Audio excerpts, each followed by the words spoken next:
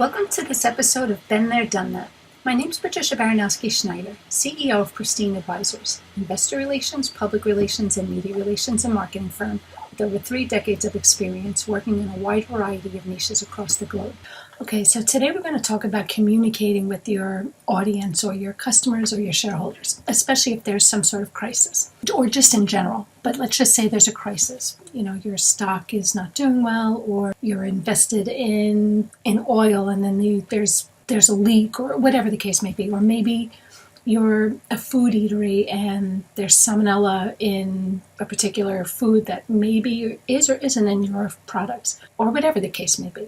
You need to communicate with your customers more than ever whenever there's a crisis, or especially when there's changes in your business. So let's just use COVID as an example. Due to COVID-19, many people were working from home, staying inside, which meant that you didn't see many of your customers hardly ever, maybe once in a while or none at all.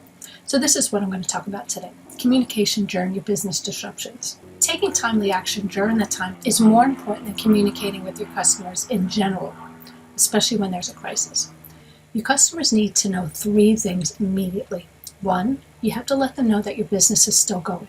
So in addition, tell people about what impact COVID, we're just using COVID as an example, during that time. You want to talk about what impact COVID had on your business and or your service levels. Describe exactly what you're doing if you're maintaining operations but changing service, maybe delivery or hours. But basically talking about what changes, if any, you're doing to keep your customers or your investors or whatever the case may be, their best interests at heart, what you're doing to accommodate them in this time of crisis.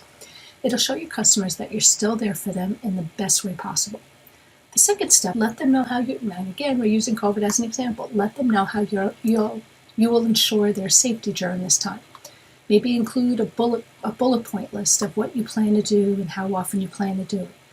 It might be due to maybe a smaller staff, or maybe you're not doing weekly updates, but now you're going to do them monthly. Maybe you're providing free shipping or online webinars. Whatever you're doing, let them know that they should stay connected with you.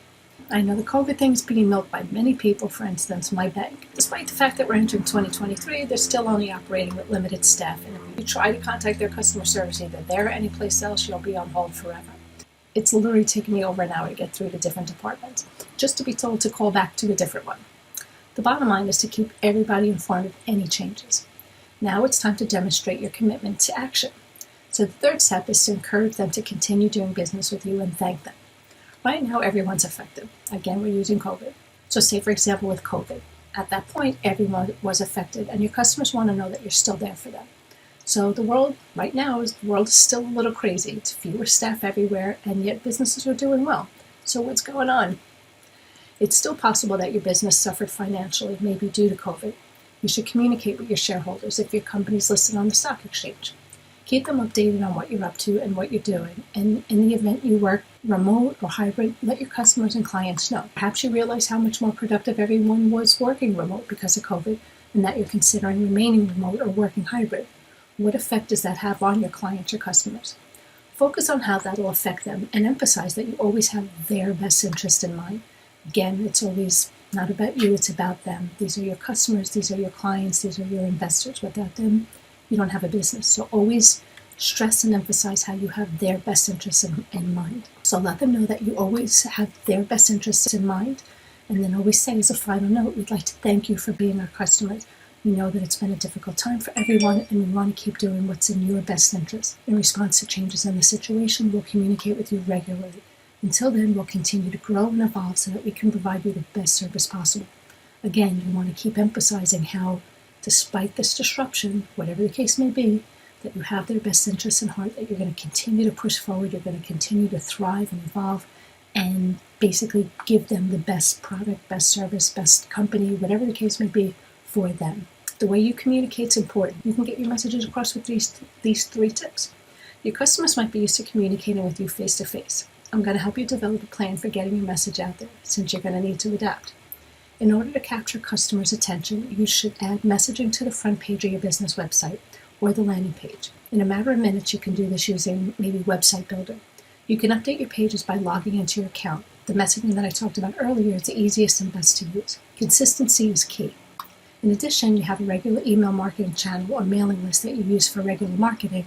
Now's the time to use it for your message. Be sure to inform your customers that you'll be using that for future updates so that they know where to look. Finally, if you regularly use maybe social media sites like Facebook, Twitter, Instagram, use these to reach your customers and followers. Maybe it's time to add those channels to your business if you're not already using them. Consistent messaging is essential.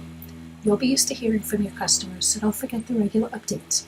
Obvious channels that were added due to COVID, but they don't need to be insurmountable. Communication with your customer needs to be quick and clear, especially in time of a crisis. As the title of my post says, been there, done that. I can assure you that in my 35 years of working in the industry, I've done it all, and I've learned from many mistakes. I've learned so much, and I can help you do what works best to get your story in front of the audience that matters most to you.